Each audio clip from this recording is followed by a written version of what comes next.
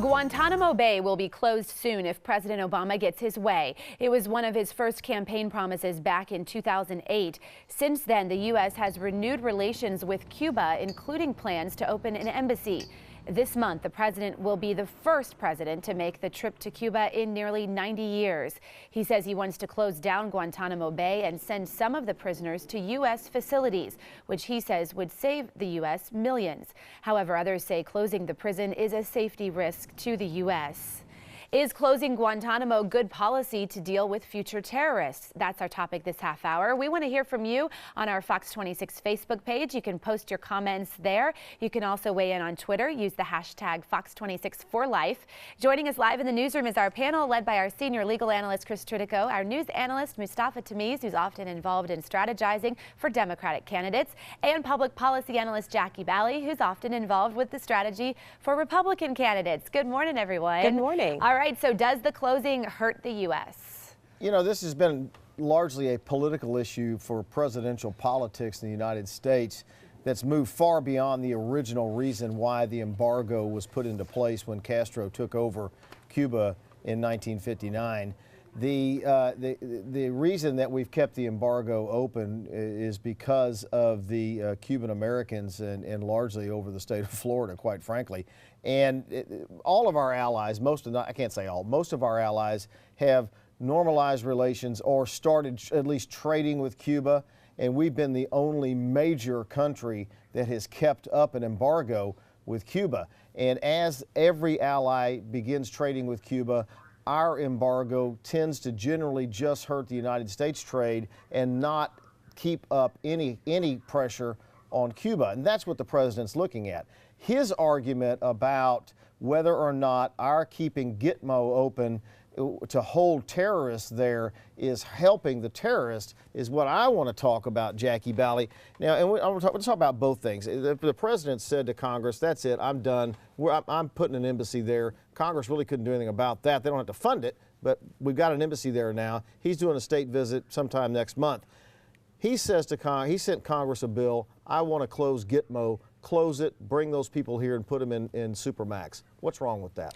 I don't think the president cares what we think, because there's a very good possibility that Congress is not going to approve this. He's probably going to issue an executive order. It's going to be challenged. It's going to go up to the Supreme Court. This president rules the way he wants to rule. So I don't think he really cares what the public sentiment is or what this Congress is. Remember, there are laws already in place against what he wants to do. Those laws were actually enacted when there was a Democratic Congress. So it's not just Republicans who are against this. At the time, many Democrats were against it too. We'll talk about the policy issue, the public sentiment has been that these people are dangerous people. You're seeing polls from the New Yorker to the Washington Post saying you're putting 30%, as high as 30%, of these criminals, hardened criminals, back into the military. A lot of the military don't want to see that happening.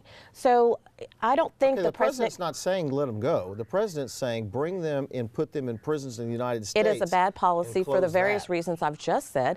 First of all, it's illegal. There are laws in place currently against what he wants to do. That's the first thing. So if he wants to enact something, why do you want to enact something that your Congress before you has said we don't want to do and is illegal?